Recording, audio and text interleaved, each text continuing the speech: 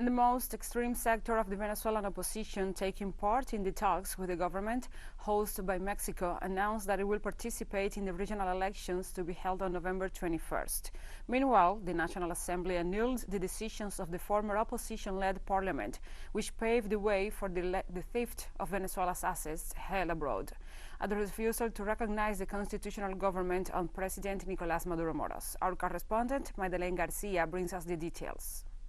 This is the Argentina national football team, which is in Venezuela with its top players, among them Lionel Messi. They will play against the Venezuelan national team, the Vinotinto, as part of the Qatar Football World Cup schedule. But beyond that, this symbolizes the country's stability as preparations continue for the regional election of November 21st. This image will have never been seen in 2017, 2018 or 2019, when the opposition encouraged violence to take power by force. Stability defeated extremists, and the announcement of the violent sector of the opposition that it will participate in the regional election of November 21st seems to indicate that it has left its coup plans behind.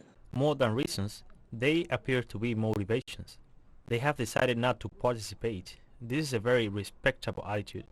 But for that same attitude of respect towards those who do not want to exercise their constitutional right to participate, we ask you to please respect the rights of those who, after a very conscious and very deep analysis, have decided to participate in this electoral process. Peace and democracy have triumphed. We did it, Henry.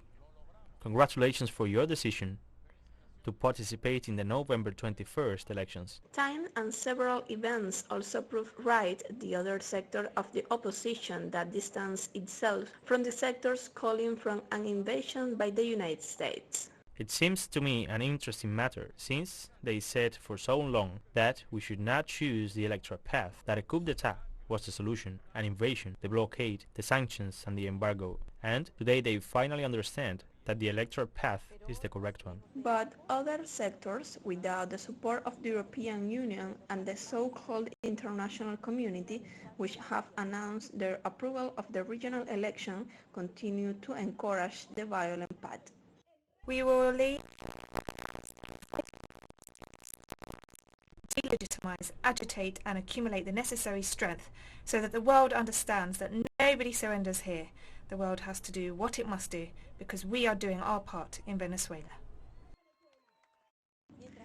Meanwhile, the National Assembly unanimously agreed to reverse 6 legislative decisions approved by the former opposition majority parliament that empowered Juan Guaidó, backed by the United States, allowing him to establish a supposed interim government and take control of Venezuelan assets abroad by recognizing him as the president of Venezuela and appointing a legal diplomatic mission in countries allied with Washington. It was a fundamental basis for the 2015 National Assembly, and Juan Guaidó, in a disorderly way and with the complicity of certain governments that declared themselves his allies, which flagrantly violated the Vienna Convention, an international community that, through these parliamentary acts, justified and created the basis for all the terrible sanctions that have been imposed on the Republic. Therein lies the fundamental basis for the recovery of our assets. This assembly provides the Republic with an instrument. It gives the Attorney General an instrument to recover our assets.